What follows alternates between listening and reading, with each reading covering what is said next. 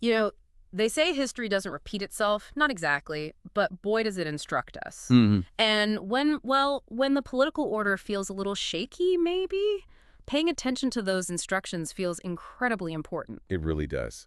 There's that quote, right, from Leszek Kusikowski. Yeah, the Polish philosopher. In politics, being deceived is no excuse.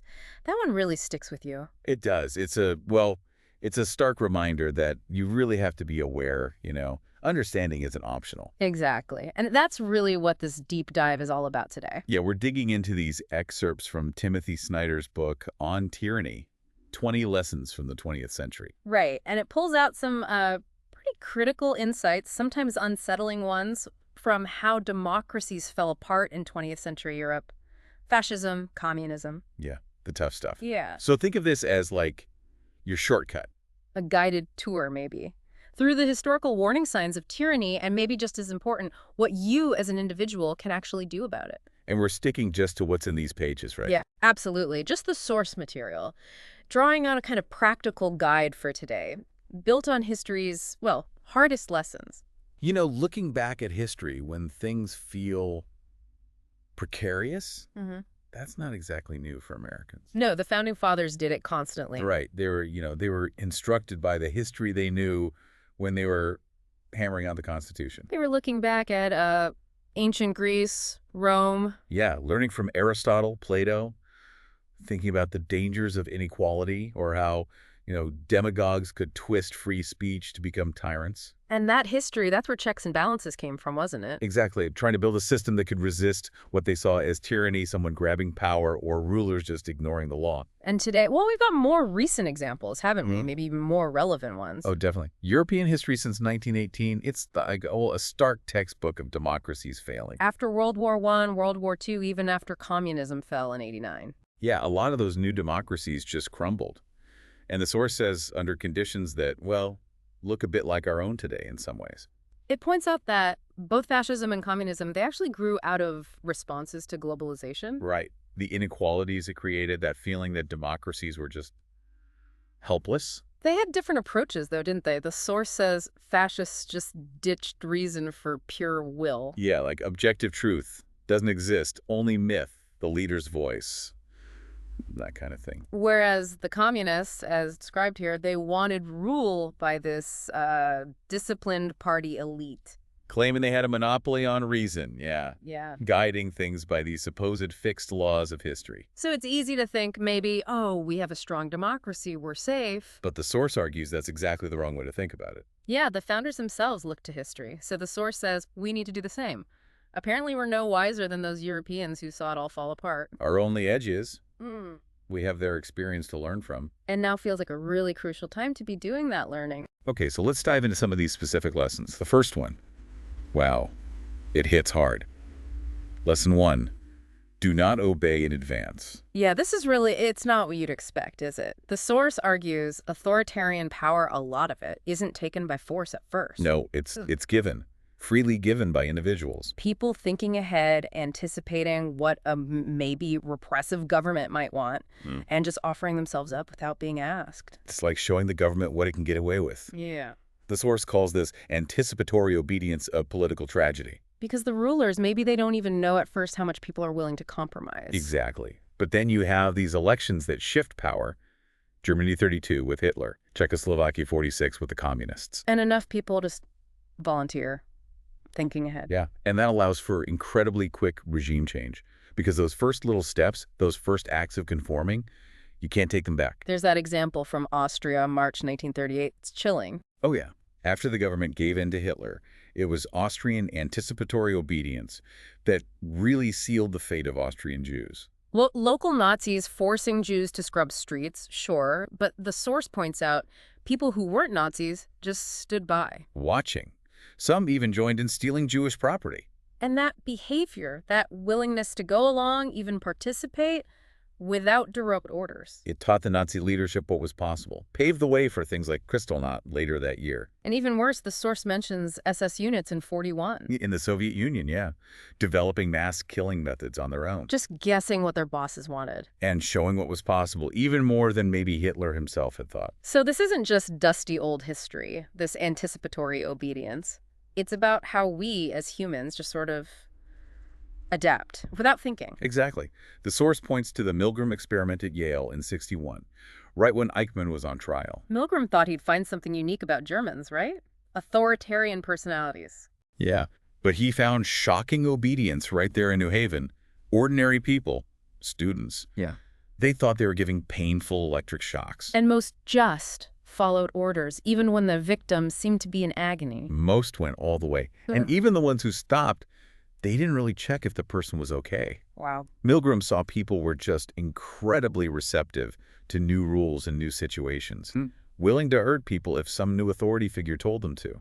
He famously said something like he found so much obedience, he didn't even need to go to Germany for the experiment. So the key takeaway for you listening is you have to be mindful of your own reactions, how easily this unthinking adaptation can happen. Precisely, in any new situation. Okay, which builds right into lesson 2. Defend institutions. This feels very practical. Yeah, the idea is simple. Institutions help keep society decent, Yeah. but they can't defend themselves. They need us. You can't just say our institutions and expect them to stand right. You have to make them yours, act for them. Because if you don't defend them from the start, they can fall, one after another. So the advice from the source is pretty direct. It is. Pick an institution you care about, a court, a newspaper, a specific law, a union, whatever, and stand up for it. Take its side. It talks about that mistake some German Jews made in 1933. Yeah, assuming the institutions would just automatically hold up against Hitler. There's that quote from a newspaper editorial back then, so confident Hitler wouldn't dare take away rights or create ghettos. Because surely the checks and balances would stop him. Tragic, really. And the source really hammers this point.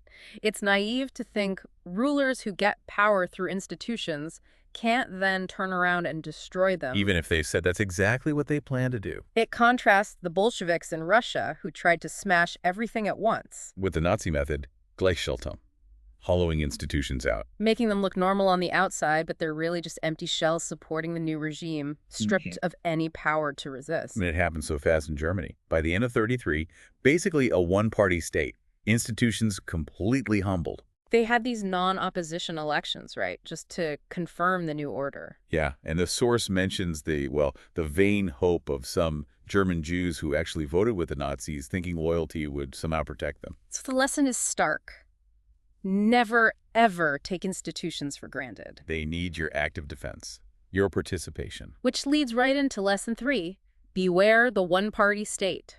Again, it's not like these parties start out all powerful. No, they exploit moments, right? Make it impossible for their rivals to even function politically. So the source urges you, support the multi-party system, defend democratic election rules, vote every level, local, state, national, Right. while you can. And maybe even think about running for office yourself. It talks about that old American idea of eternal vigilance. Yeah, and the source says the original meaning wasn't just about foreign enemies. No, people like Wendell Phillips, the abolitionist, understood it was about defending democracy from Americans who might use its freedoms to destroy it. Phillips had that quote, "The manna of popular liberty must be gathered each day or it is rotten." Wow. And recent European history is just full of examples of that rotten manna. Democracy's collapsing after WWII. A single party takes over, often using elections in some kind of coup-like move. Exactly. They get power, maybe they feel emboldened by an election, and they start changing the system from within, using what the source calls spectacle, repression, and salami tactics. Salami tactics, like slicing off the opposition bit by bit. Precisely. While most people are distracted, maybe some opponents get jailed, others just get outmaneuvered. The source uses this really powerful comparison for voting. Oh yeah, that one's memorable. Voting is like making love for the last time. Yeah. You never know when it's going to be the last time. Think about Germans voting Nazi in 32, Czechs and Slovaks voting communist in 46. Russians voting in 1990. Most people had no idea that might be their last real free election. And those regimes lasted. Nazis until 45, Czech communists till 89. And the Russian oligarchy that came after that '90 election, still around, the source notes, even actively trying to undermine democracy elsewhere. So any election could be the last one, or the last one in your lifetime. And applying this to the U.S., the source says the early Americans knew tyranny could happen here. Absolutely. They built the system to handle imperfections, not because they thought Americans were somehow special or immune. It points to oligarchy today as a challenge. Globalization, concentrating wealth. And that whole idea of money as free speech in campaigns basically gives the rich more voice, more power. The source, writing at the time, described this situation where, well, the less popular party held a lot of power. Federal government, state houses. And proposing unpopular policies, which, the source suggests, means that party might actually fear democracy or want to weaken it. There's that old American proverb it brings up. Where annual elections end, tyranny begins. It uses that to frame the 2016 elections, comparing them to Russia, 90, Czech 46, Germany 32, saying whether it's a turning point like those. Depends upon us. That's the quote. It talks about needing to fix gerrymandering, ensure equal votes, simple counting. And specifically advocating for paper ballots. Can't be hacked remotely, can be recounted. And this work is local, state level. That's key. Yeah, the source saw the 2018 midterms as a really critical test. So the big takeaway for you is your participation, even local voting, it's a fundamental defense of liberty. Okay, lesson 4. Take responsibility for the face of the world. This sounds abstract, but it's really concrete. It's about the symbols we see every day. The idea is the symbols we accept today, they enable the reality of tomorrow. Exactly. See, hate symbols, like swastikas. Don't look away, don't get used to them. The source even says, remove them yourself. Set an example. Because even your small choices, your everyday words, gestures, they're like votes influencing the future. They shape the political climate. It gives some powerful historical examples. The Soviet Union, early 30s. Propaganda posters showing prosperous farmers as pigs. Dehumanizing them. Which suggested they were ready for slaughter. A justification for taking their land during collectivization. And people who went along with that symbolism, they often became victims too when the state took everyone's land, leading to mass starvation. And Nazi Germany, 1933, marking Jewish shops. Initially, the boycott wasn't even that successful, but just marking the shops, it changed how people thought. A Jewish shop seemed like it had no future, something to, well, covet. Yeah, marking property by ethnicity. It warped ethics, fueled greed, the desire for Jews to just disappear. The source argues that the Germans who actually painted the marks participated in the process, leading to Jews really disappearing. And even just looking on, accepting those marks as normal, that was a compromise with a murderous future. Symbols of loyalty, too, like lapel pins. Nazi Germany 33, people wore yes pins for the one-party state. Austria 38, even non-Nazis started wearing swastikas. What seems like pride can become exclusion. In the 1930s, 40s Europe, some chose the swastika, others were forced to wear the yellow star. And then there's Václav Havel's parable, the power of the powerless. Right, from communist Czechoslovakia. The greengrocer putting up the Workers of the World Unite sign. He doesn't believe it, does he? Not at all. He does it just to avoid trouble, to withdraw into his daily life. But when everyone does that, the whole public space gets covered in these loyalty signs. Resistance seems impossible. Havel's point, as the source explains it, is the sign's real meaning isn't the slogan. It's a code. It's a ritual declaration of loyalty, accepting appearances as reality, agreeing to play the game. And that makes the game possible. And Havel asks that critical question. What happens if nobody plays the game? The relevance for you listening seems clear. Your actions, even small ones about symbols and conformity, they add up. They shape the political atmosphere. They can enable bad things, or they can resist them. Okay, next up, Lesson 5. Remember professional ethics. This one feels really important when political leaders set a bad example. Your professional commitment to doing things justly becomes even more vital. The source says you can't really subvert a rule of law state without lawyers and judges going along. And authoritarians need civil servants who just follow orders, businessmen looking for cheap labor. The historical examples here are just gut-wrenching. They are. Hans Frank, Hitler's personal lawyer, becomes governor general of occupied Poland, oversees millions murdered, boasted about not having enough trees for execution posters, claimed the law just served the race. German lawyers convinced themselves law was for conquest, destruction. Arthur Seyss-Inquart, another lawyer, oversaw the annexation of Austria, ran the occupation of the Netherlands. And lawyers were way overrepresented among the commanders of the Einsatzgruppen, the mobile killing squads. German doctors, other doctors too, involved in horrific medical experiments in the camps. Businessmen, big firms like IG Farben, exploiting labor from camps, ghettos. And civil servants, from ministers down to secretaries, overseeing it, recording it, essential to the whole machine. But the source asks this powerful what-if question. Yeah, what if lawyers had stuck to their ethics? No execution without trial. Doctors refusing surgery without consent. businessmen refusing slavery, bureaucrats refusing to process murder paperwork. The Nazi regime would have been much, much harder pressed to carry out those atrocities on that scale. So the source argues that professions, they create these ethical conversations. That are impossible for just one lonely individual facing down at government. Thinking as a group with shared standards gives you confidence, power. And professional ethics must guide you precisely when you're told the situation is exceptional. Exactly. That's when you need them most. The source is blunt. There is no such thing as just following orders. If professions ditch their ethics for the emotions of the moment, People end up doing unimaginable things. So the relevance for you, whatever your job is, holding tight to your professional ethics is a crucial line of defense. okay, let's talk about recognizing and resisting force. Lesson 6. Be wary of paramilitaries. Right. Normal politics depends on the government having a monopoly on violence, constrained by law. But people or parties trying to undermine democracy, they often create their own violent groups. Could be a party's paramilitary wing, a leader's personal guards, or groups that look spontaneous but are actually organized behind the scenes. And these groups, they start by degrading the political order, then they transform it. Often starts with just intimidating rivals. History's full of examples. Iron Guard in Romania, Arrow Cross in Hungary. The Nazi stormtroopers, the SA, started as security. But along with the SS, they created a climate of fear that helped the Nazis win elections. That Austria 1938 example again. Local SA units using the chaos to loot, beat, humiliate Jews. That wasn't just random violence.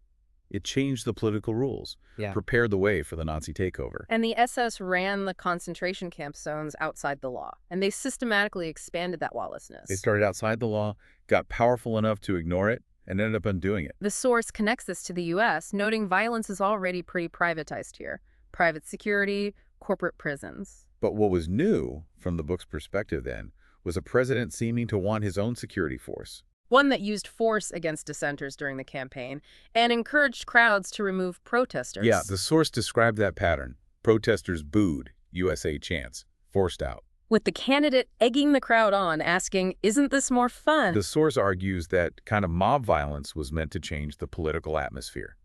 And it did. For violence to really change the system, though. The emotions, the us versus them ideology from the rallies, it has to get embedded in the training of armed groups.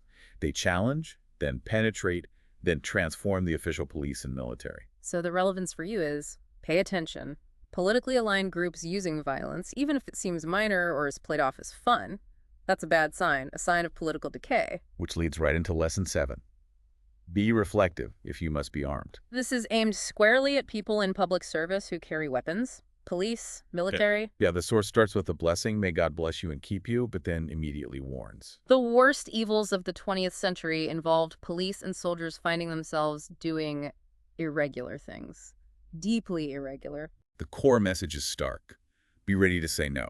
Authoritarian regimes need specific forces, right? Riot police for protesters, secret police for enemies. Like the Soviet NKVD, the Nazi SS, deeply involved in atrocities like the Great Terror, the Holocaust. But the source stresses, and this is crucial, it's a mistake to think they acted alone. Absolutely not. To kill on that scale, they needed help.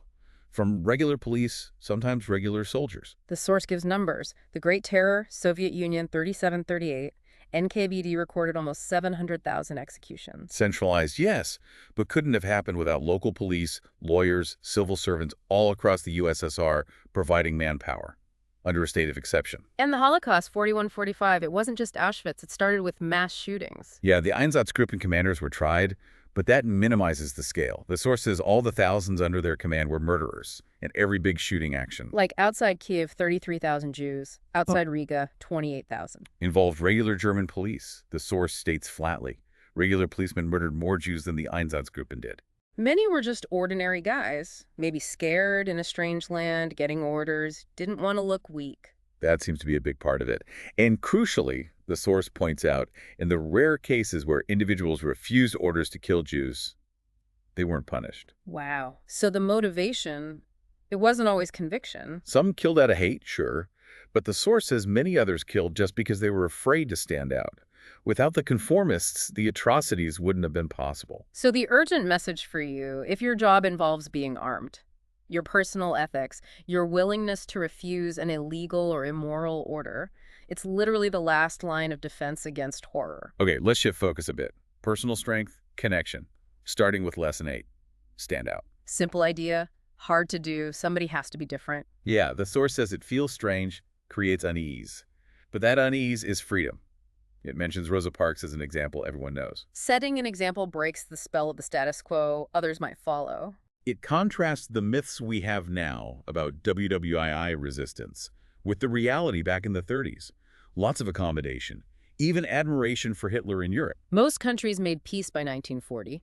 Even influential Americans like Lindbergh argued America first, stay out of it. The point is, the people we admire now, they were often seen as exceptional, even crazy at the time, because they didn't change when the world did. Churchill is the big example here. Prime Minister May, 1940. Britain, totally alone. No allies, no wins. The original cause, Poland, seemed lost. Hitler expected him to make a deal after France fell. But Churchill refused, vowed to fight on forever and ever and ever, rallied the British people, helped them see themselves as calmly resisting evil. The source notes other politicians probably would have made peace, might have had public support. But Churchill stood out, resisted, inspired, won. The RAF held off the Luftwaffe, prevented invasion. Forced Hitler to change strategy, leading eventually to the alliance that won the war. Churchill wrote about it later like it was obvious, credited others. But the source says, at the time, he had to stand out. And there's that other example, Teresa Prekarowa in Warsaw. Oh, incredible story. Young woman, family devastated by war. Totally understandable to just focus on survival. But she thought of others. Risked everything. Didn't even tell her family. Went into the Warsaw ghetto multiple times with food, medicine. Helped friends escape. Saved an entire family during the mass deportation to Treblinka. And later, as a historian of the Holocaust, she barely wrote about herself. Called her actions normal. But the source says, from our perspective, her actions seem exceptional. She stood out. So the relevance for you is, yeah, it's hard to be different. But history shows individuals who defy the tide. They're the ones who make a difference. They're the ones we remember. Which connects nicely to lesson 9. Be kind to our language. That's so. The advice is, avoid just repeating the same phrases everyone else uses. Think up your own way to say things, even just describing what others are saying. Make an effort to step back from the internet fire hose. Read books. Exactly. The source brings in Victor Klemperer again, the scholar who studied Nazi language while living through it. He noticed how Hitler's language just rejected any legitimate opposition. Yeah. The people meant only some people, not others. The source notes, a modern president did this too. Everything was a struggle again, echoes of winning. And if free people disagreed, that was defamation of the leader. Sounds familiar, like libel. Klemperer saw how language was being twisted, and the source connects that to our challenges now. Politicians feeding cliches to TV. And even people who disagree end up repeating that same language, that same framing. Right, and TV, the fast pace, breaking news. You see waves, but never the ocean. You need words, concepts from outside that stream to make sense of it. Watching TV news is like watching someone else watch a picture, a collective trance. That's how the source puts it, and it points to those classic dystopian novels, Fahrenheit 451, 1984. Written decades ago, warning about screen dominance, suppressing books, shrinking vocabularies, and how that makes thinking harder. So the argument for reading is strong. Screens might be unavoidable, but that 2D world needs context from elsewhere. Repeating media phrases just accepts the lack of a bigger picture. And that bigger picture needs concepts. Concepts come from reading, the advice. Get screens out of the bedroom. Surround yourself with books. We still can. Orwell's characters couldn't. What kind of reading does it suggest? Pretty broad, actually. Good novels, they teach you about ambiguity, judging intentions. Dostoevsky, Kundera are mentioned. American novels about tyranny, resistance, Sinclair Lewis, Philip Roth. Even Harry Potter. Specifically Deathly Hallows, known by millions, a story of tyranny and resistance. Worth rereading, it suggests. Plus the political stuff, Orwell, Klemperer, Arndt, Havel. And it even mentions Christian texts, Jesus' teachings on wealth, humility, truth.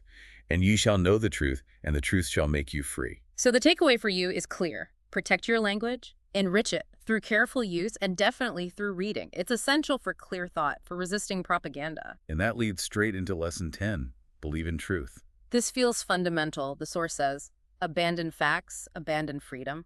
Yeah. If nothing is actually true, how can you criticize power? There's no basis. Yeah. It all just becomes spectacle. Whoever has the biggest wallet pays for the brightest, most blinding lights. And submitting to tyranny, the source argues, means giving up that difference between what you want to hear and what's real. Feels nice, maybe, at first. But it destroys you as an individual, destroys political systems that rely on individuals' thinking. Klemperer saw truth die in 4 ways back then. The source suggests we see echoes now. First, open hostility to reality, just presenting lies as facts. Yeah, the source mentions a modern president's rate of false claims being so high that telling the truth seems like an accident, constantly attacking reality to build a fictional alternative. Second, shamanistic incantation. Endless repetition. Makes fiction seem plausible, even makes criminal stuff seem desirable.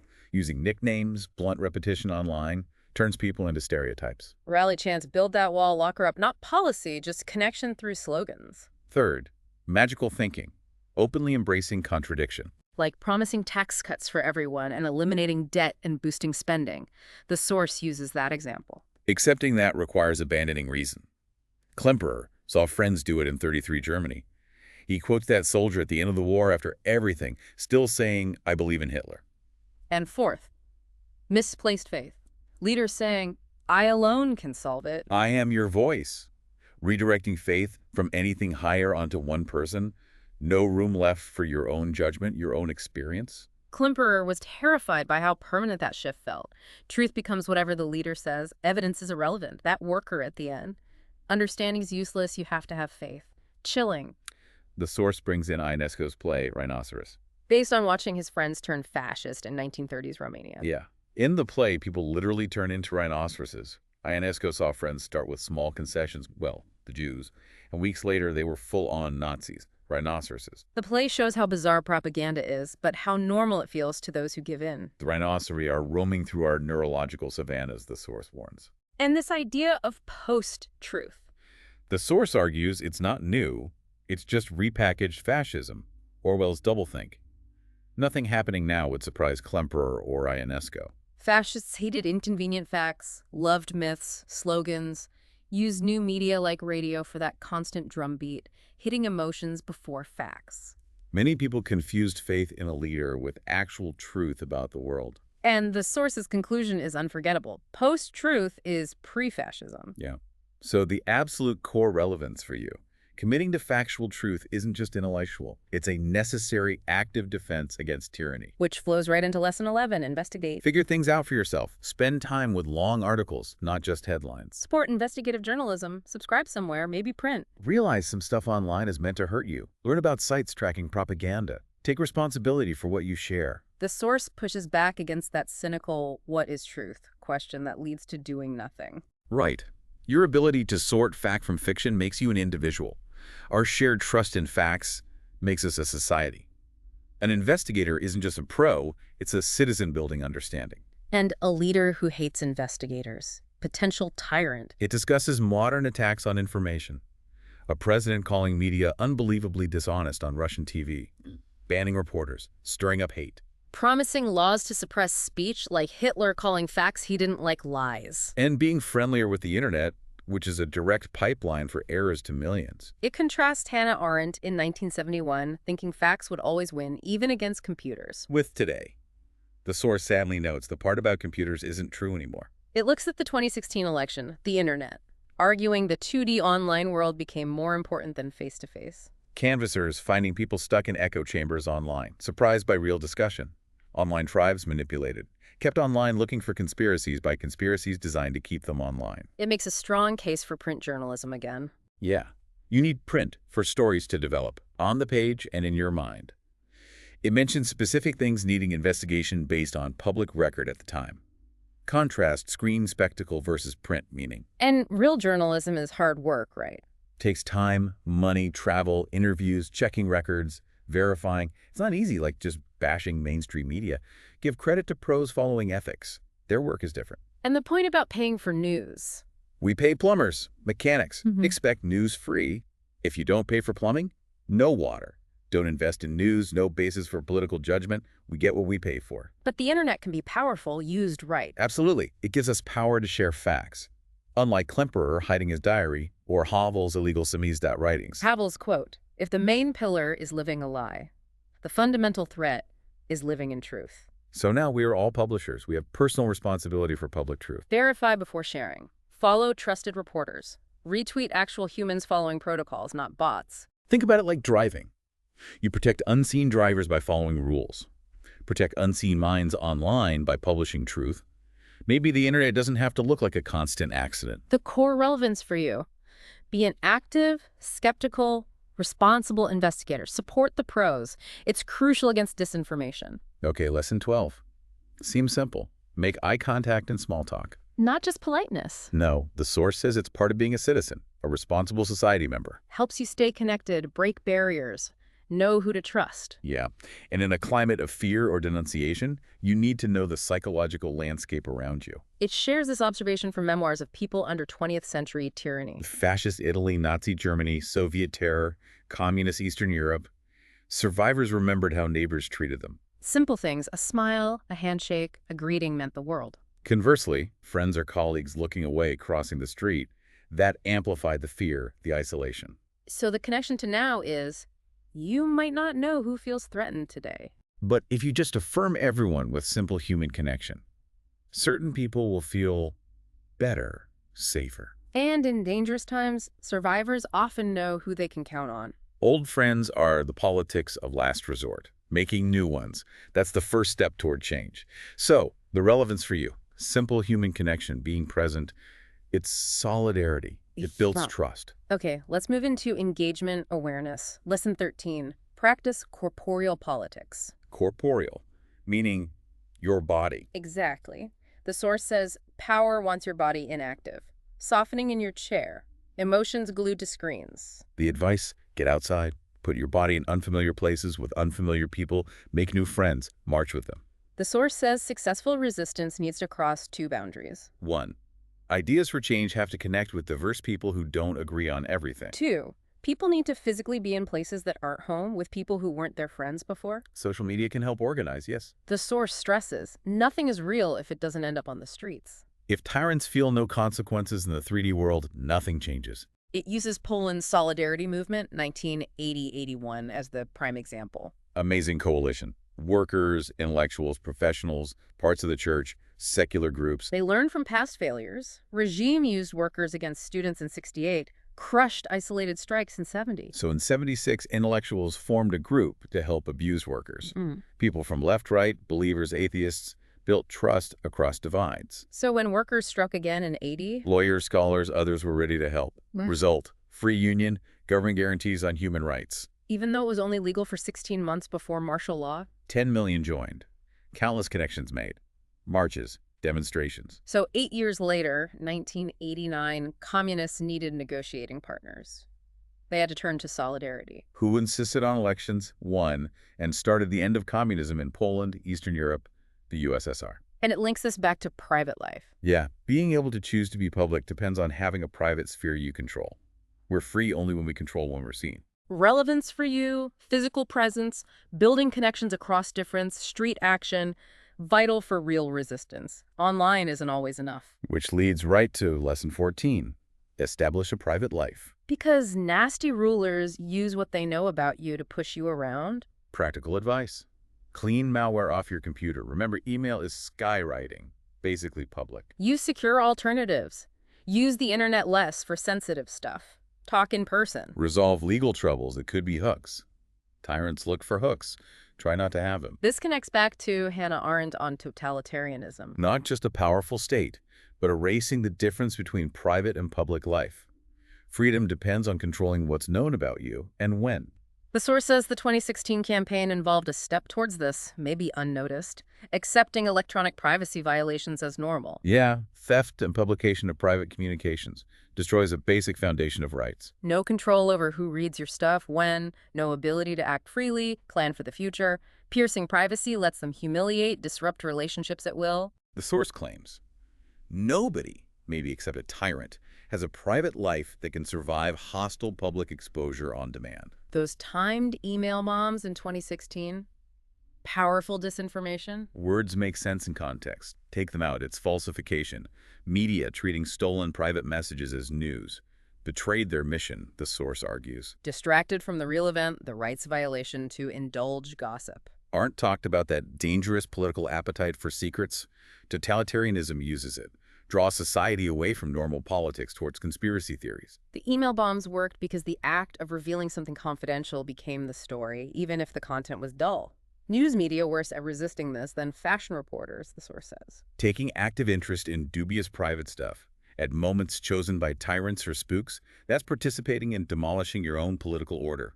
Just going long turns us into Arndt's mob. You can fight this individually, secure your stuff, and collectively support human rights groups. Relevance for you. Protect your privacy. Be careful with digital talk. Resist consuming or spreading sensational private details. Crucial for your autonomy and resisting manipulation. Lesson 15.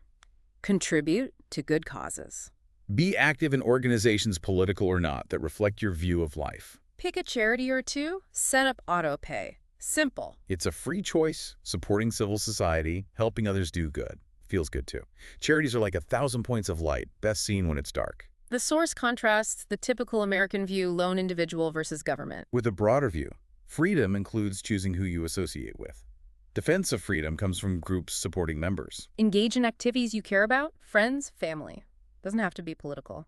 Havel brewing good beer is the example. Pride of these activities, knowing others do them, that is civil society. Sharing tasks teaches trust beyond your bubble, helps you learn from others. Makes life less chaotic, makes democracy more plausible, attractive. And historically, enemies of freedom hate civil society. Anti-communist dissidents in Eastern Europe knew non-political groups were vital for freedom. They were right.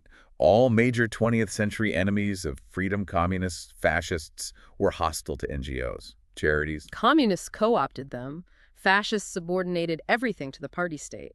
Modern authoritarians, India, Turkey, Russia mentioned, also hate free associations. Relevance for you. Supporting and joining voluntary groups, charities. It's a vital act. Builds social trust, resilience against authoritarianism. Lesson 16. Learn from peers in other countries. Keep friendships abroad, make new ones. U.S. problems aren't unique, they're part of a global trend. No country finds solutions alone. And crucially, get passports for yourself and your family. The source notes international observers often saw recent U.S. events more clearly. Before 2016, U.S. journalists often expected institutions to hold. East Europeans, scholars of the region, saw familiar patterns, weren't surprised by the outcome. Ukrainian, Russian journalists in the U.S. Midwest were more realistic than pollsters. There's that learning opportunity. Americans seemed comically slow reacting to cyber war, fake news compared to Ukrainians. Russia hit Ukraine with propaganda hard starting 2013.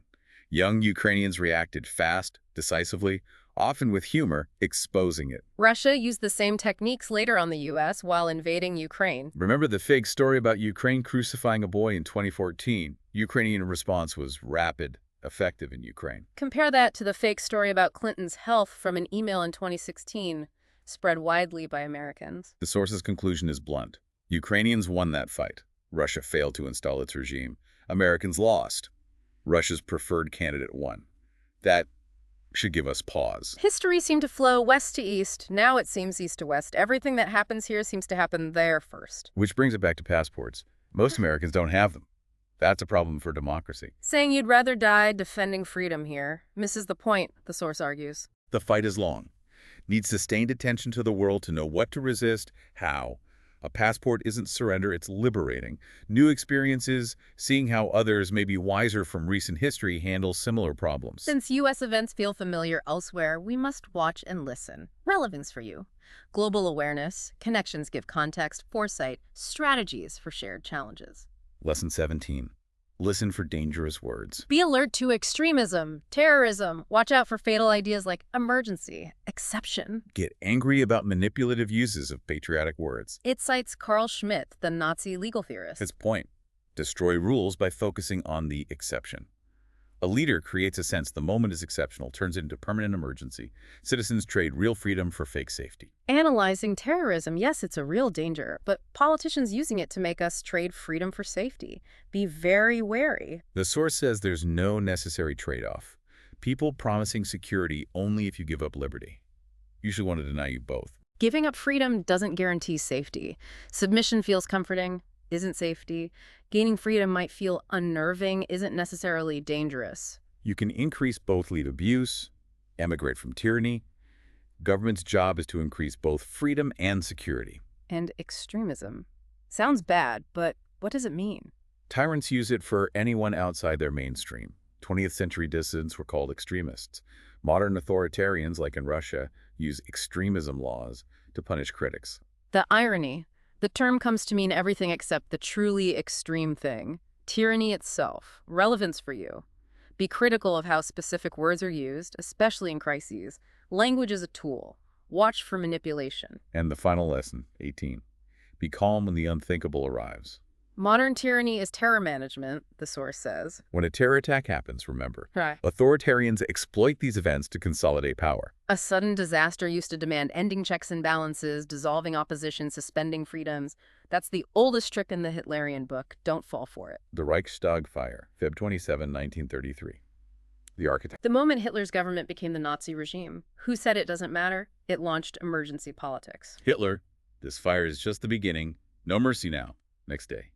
Decree suspending basic rights. Preventive detention. Blamed enemies, one election week later, March 23. Enabling Act, rule by decree. Germany under emergency rule for 12 years. A limited terror act used to institute a terror regime that killed millions. Today's authoritarians are terror managers, maybe rather more creative. Discusses Putin's Russia, admired by a modern U.S. president, the source notes. Putin's rise mirrored Reichstag fire model. Appointed PM, AUG 99, unknown, low approval. Next month, building bombings across Russia, apparently state police involved, source suggests. Putin declares war on Chechnya, rub them out. Nation rallies, approval soars, wins presidency March 2000. 2002, Moscow theater siege. Security kills civilian suppressing attack. Putin seizes private TV. 2004, Beslan school siege. Putin abolishes elected governors. His rise, eliminating institutions, enabled by managing real, fake, questionable terror. Russia exports terror management too. Invaded Ukraine 2014, used regular army as terror force. No insignia, denied responsibility, used irregulars. Tried hacking Ukrainian election, failed. Direct use of terrorist info in Europe. April 2015, hackers hit French TV, pretended ISIS, broadcast terror stuff. AIM terrorized France, push voters to far right, funded by Russia. After Paris attacks North 2015, Kremlin-linked think tank rejoiced, thinking terror pushes Europe to fascism Russia. Precarial Islamic terror, seen as in Russian interest. Early 2016, manufactured fake terror in Germany, bombed Syrians or refugees, exploited family drama, falsely claimed immigrant rape, told Germans Muslims were child rapists. AIM, destabilized Germany, boost far right. Police said no rape. Russian media claimed cover-up. Russian diplomats joined in. The source's conclusion on the U.S. president NSA talking of fighting terror with Russia, that's proposing terror management, exploiting real dubious simulated attacks to bring down democracy. Quotes the Russian summary of the first call. President Putin shared the opinion that it is necessary to join forces against the common enemy number one, international terrorism and extremism. The vital relevance for you is this. When crises hit, especially terror, stay calm. Critically examine calls for drastic measures that erode rights, consolidate power. Recognize the historical playbook. It's how authoritarians take over. Wow. That really is a lot to process, a lot to think about. It is. We've covered a lot of ground. Historical roots, those painful 20th century lessons, these 18 specific points from Snyder's work.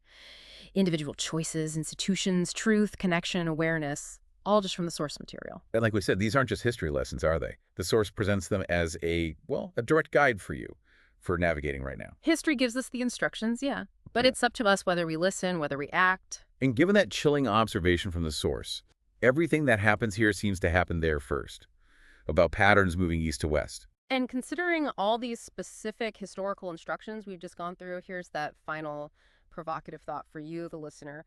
What is your next step based on these lessons to make sure you're not just carried along by history's current, but are actively working to maybe shape a different future?